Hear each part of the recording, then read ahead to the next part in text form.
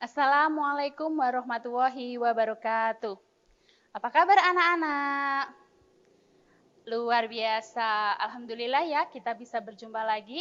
Sebelumnya, perkenalkan nama saya Susi Susanti. Biasanya dipanggil dengan Ususi. Nah, sehat semuanya? Alhamdulillah. Nah, pada pertemuan kali ini kita akan belajar tentang keragaman sosial dan budaya. Nah, Indonesia itu memiliki banyak sekali keragaman.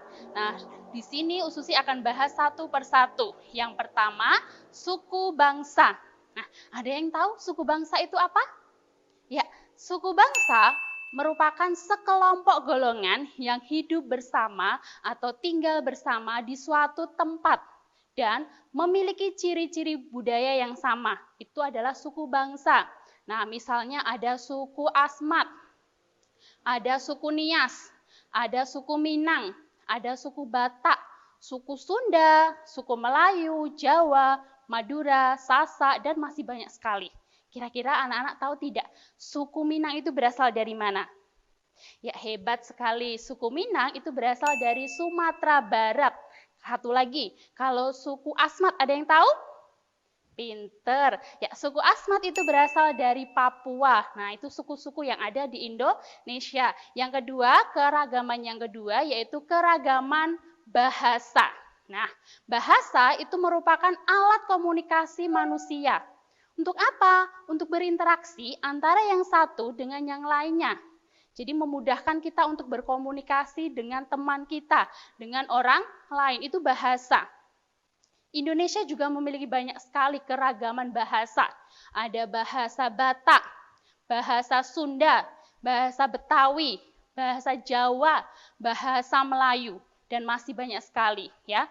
Jadi bahasa yang ada di Indonesia itu di daerah-daerah tertentu itu berbeda, beraneka ragam. Tapi ada satu bahasa pemersatu, yaitu bahasa nasional. Apa coba?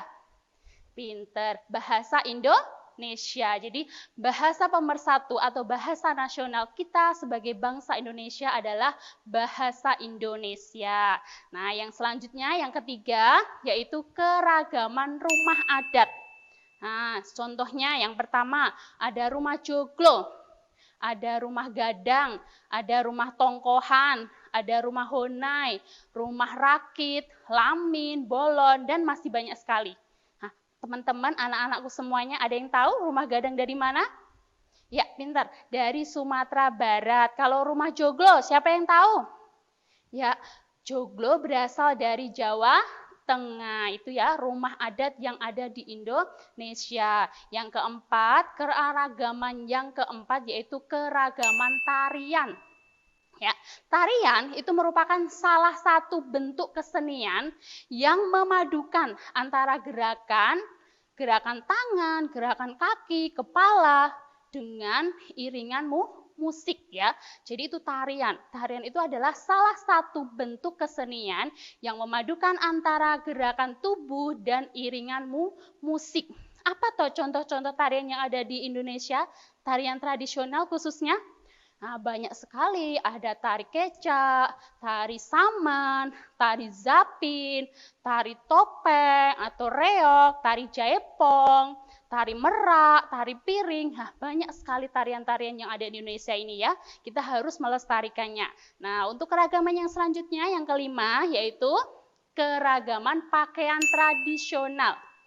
Nah, pakaian tradisional ini atau pakaian adat ini merupakan pakaian khas dari suatu daerah yang biasanya kita pakai atau dipakai di dalam acara adat atau di dalam acara upacara adat daerah tertentu. Itu pakaian tradisional.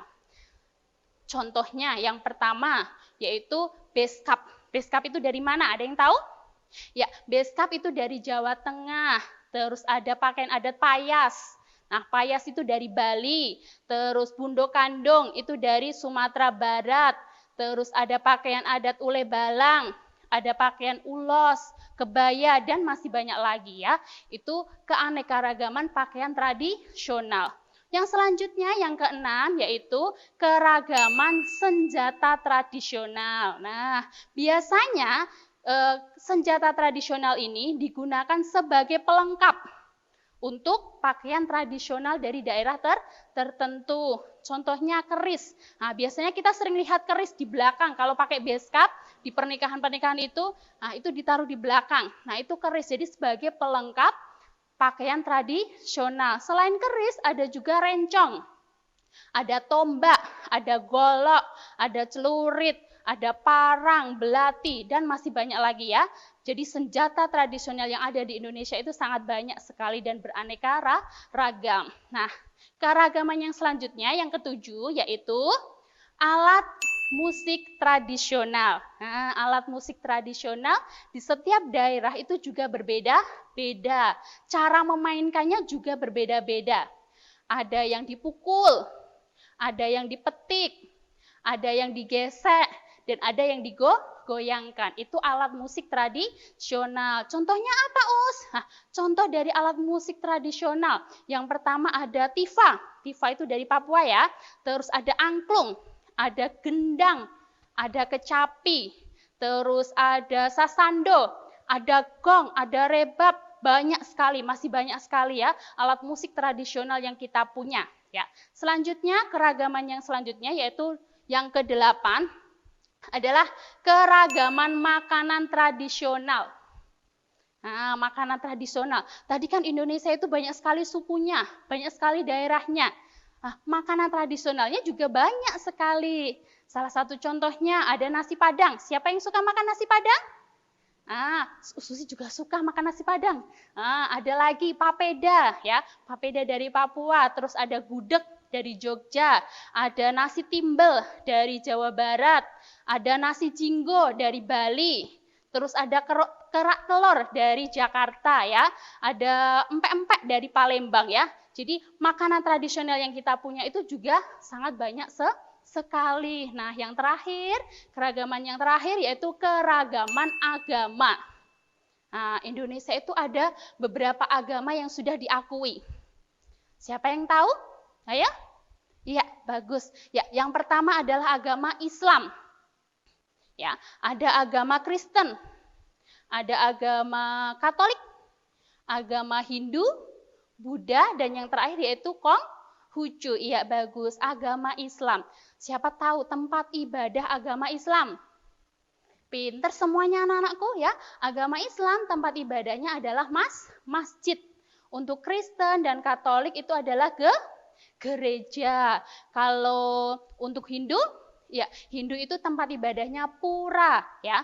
Kalau Buddha itu adalah wihara. Dan yang terakhir, Konghucu itu adalah tempat ibadahnya adalah kelenteng. Ya, pinter sekali. Nah, itu ya keanekaragaman suku, sosial, dan budaya yang kita miliki yang ada di Indonesia. Nah, kita karena berbeda-beda suku, berbeda-beda daerah, kita harus selalu menghargai, menghormati, menghargai keragaman suku dan budaya yang ada di Indonesia. Nah, itu memiliki manfaat. Apa toh?